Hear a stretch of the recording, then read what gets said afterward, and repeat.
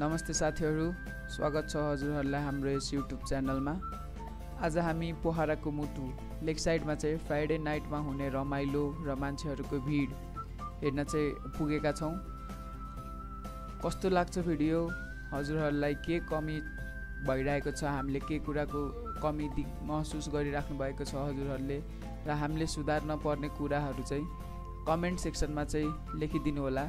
त्यस कमेन्ट हेरेर चाहिँ हामी अर्को भिडियोबाट चाहिँ त्यस कुरालाई सुधार्ने प्रयास गर्छौं। र अब लागौं भिडियोतर्फ। हामी चाहिँ अब पार्किङ गर्यौं यहाँ बाइक। यहाँ पार्किङ गरेपछि चाहिँ हामी स्ट्रीटतिर लाग्यौं। अब स्ट्रीटमा हुने रमाइलोहरु देखाउने छौं हजुरहरुलाई।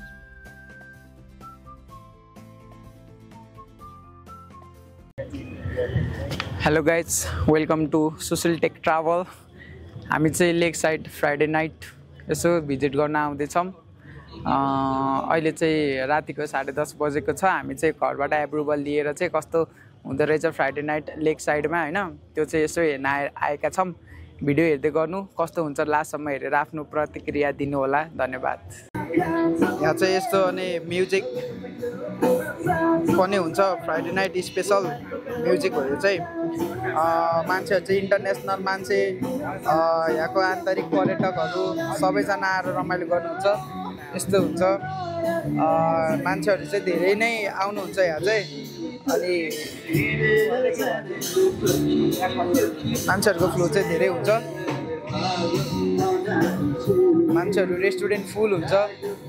गीतहरू पनि राम्रै हुन्छ। यहाँ ब्यान्डहरू, यहाँको लोकल ब्यान्डहरू पनि आएर गीत सित गाउनुहुन्छ, रमाइलो गर्नुहुन्छ। यहाँ टुरिस्टहरू, यहाँको इन्टरनलहरू पनि आउनुहुन्छ।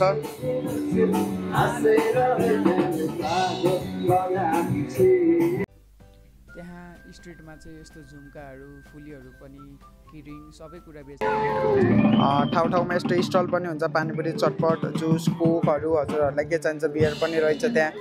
त्यो हजुरहरूलाई के चाहिन्छ त्यो अनुसारको खानेकुराको स्टलहरू पनि हुन्छ। यहाँ रमाइलो हुन्छ। यता साइडमा म्युजिक छ, चट्ट मान्छेहरू आउनुहुन्छ, रमाइलो गर्नुहुन्छ। रमाइलो छ लेक साइडमा guys. You have to visit once.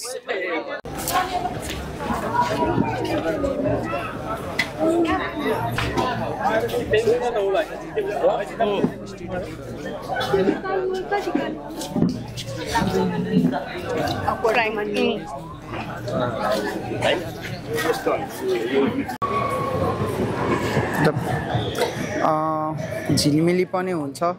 हजुरहरूलाई स्ट्रिटको खान मन लाग्यो, स्ट्रिटहरू पनि यहाँ टन्नै चटपटे पानीपुरीहरू पनि हुन्छ।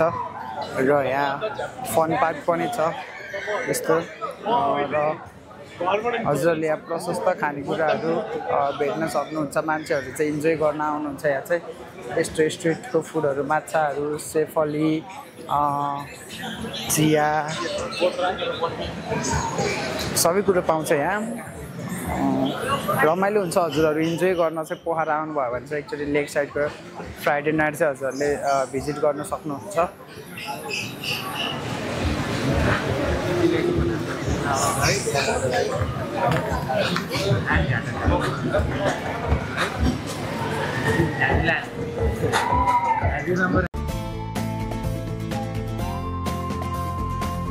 यो चाहिँ ओपन हाउस रेस्टुरेन्ट हो। यो चाहिँ एकदम पोखरा लेक साइड भुरीमा एकदम चर्चित, अहिले भाइरल भएको रेस्टुरेन्ट हो। यो चाहिँ एकदम राम्रो छ र क्याटवाकको आफ्नै रेस्टुरेन्ट पनि हो। त्यही भएर चाहिँ मान्छेहरू चाहिँ धेरैजना चाहिँ त्यहाँ जाने गर्नुहुन्छ। खानाहरू पनि मिठो हुन्छ। हामी चाहिँ अनि 4 जना भएर गएका थियौँ। बाटोमा हिँड्यौँ ओपन हाउससम्म, फन पार्कसम्म चाहिँ मान्छेहरू धेरैजना नै हुनुहुन्थ्यो। यहाँ पछाडि तिर चाहिँ खासै धेरै मान्छे हुनुहुँदैन थियो। हामी चाहिँ अब रुखहरूमा पनि यस्तरी झिलिमिली टाँसिरहेका थियो। मान्छेहरूको चाहिँ इनफ्लो आउटफ्लो चाहिँ एकदम राम्रो नै हुने गर्छ लेक साइडमा चाहिँ। अब फ्राइडे होस् या अरू डे होस्। गाइज, यो चाहिँ लेक साइडको इन्डिङ पार्ट हो। लेक साइडको इन्डिङ पार्टमा पनि धेरै लाइटिङहरू छ। अनि टुरिस्टहरू यहाँ पनि इन्जोय गर्न आउनुहुन्छ। र यहाँ यता चाहिँ खासै म्युजिकहरू चाहिँ बजेको चाहिँ देखिएको छैन। र रेस्टुरेन्टहरू चाहिँ छन् यहाँ प्रशस्त रूपमा, बट म्युजिकहरू खासै मान्छेको ओरदोर यता नभएको जानकारी हजुरहरूलाई गर्न चाहन्छौँ हामी। यसले चाहिँ मिठो तो बसा भनेछ तो भन्ने माछा बसा भनेको रहेछ। यस्तो छन् गाइजहरू हाम्रो चाहिँ। उता चाहिँ होटलहरू राम्रो रहेछ। यस्तै फिगर हो केटी हुनु पर्यो। मलाई मुजी चाहियो यस्तै फिगर चाहिँ होइन यो चाहिँ ठिक छ होइन। भिडियो चाहिँ अलिकति मिलेन यहाँ चाहिँ अलिकति मिलेन बुझ्नु आफै। कपाल चाहिँ ठिक छ अरू चाहिँ सबै ठिक छ। कपाल चाहिँ लाइट जाम फोटो खिच्टरले भाइ म पोइट्स लेख्छु अनि फिलोसोफी और पेज खोलिदिनु कि एउटा फिलोसोफीको फिलोसोफी किरे भाइले दिन्छ दिन्छु म कस्तो खालको फिलोसोफी कस्तो दिन्छ मलाई थाहा। Focus on one thing get everything. Focus on one whole get every whole होला नि every goal. A focus on one goal get every whole हो क्या म चाहिँ होइन के रे भाइ।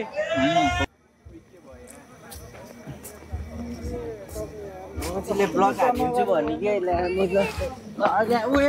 पिट्यो यहाँ फर्काउनु पर्यो। गाइस सिन चाहिँ रमाइलो छ।